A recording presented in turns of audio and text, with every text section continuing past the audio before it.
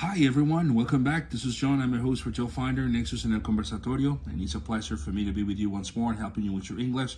As I always say, thank you so much for allowing me such an honor. And today I'm going to be introducing a series of podcasts we have titled English Stories with Infinity Language Studio, which you're going to be using this to practice your listening, understanding, and comprehension of the English language, as well as getting some, let's say, linkers, phrases, vocabulary, and all those kind of words and shortcuts that you can get to better up your English level.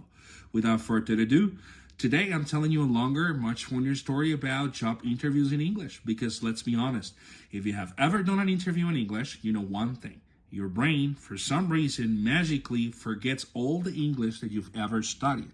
So relax, enjoy, and remember, if you recognize yourself in this story, congratulations, you're learning. So let me tell you about Luis. Actually, it's not his real name, but yes, it's his real name indeed. So Luis was preparing for his first English interview ever, and bro studied like he was a medical exam, right? He memorized phrases, he practiced answers, he even practiced smiling in the mirror like I'm friendly, I'm professional, I'll get this job. He looked like a polite serial killer. Well, the moment the interview started, boom, his English disappeared. The interviewer said, "Hello, Luis, how are you today?" And Luis, with confidence, replied, "Yes, just yes. Are you okay? Yes. Can you breathe? Yes. Do you speak English? Maybe." Well, then they asked it, "Tell me about yourself." Luis had practiced this for 3 days. During 3 days, he stood in front of the mirror practicing the interviewing.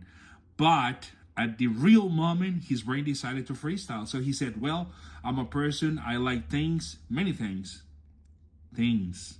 My guy had hobbies, talents, dreams, desires, but he chose things." Could you believe that? Anyway, he wanted to say, "I'm very detail-oriented." But instead, he said, "I pay attention for the smalls." For the smalls, all right? The interviewer looked at him like, "Sir, are you okay?" Even Google translated, "Bro, no. Anyways, the question was, "Why do you want to work here?" Luis smiled and said the most honest answer in history: "Because I need the money."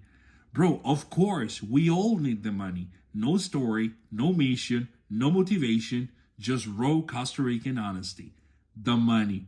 Anyways, at the end, the interview asked, "Do you have any question for us?" Luis wanted to ask about the schedule, but his English betrayed him one last time, and he said, "Yes, what time is the eating?" The eating.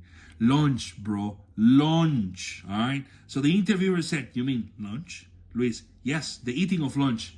At that point, even the interviewer wanted to give him a hug.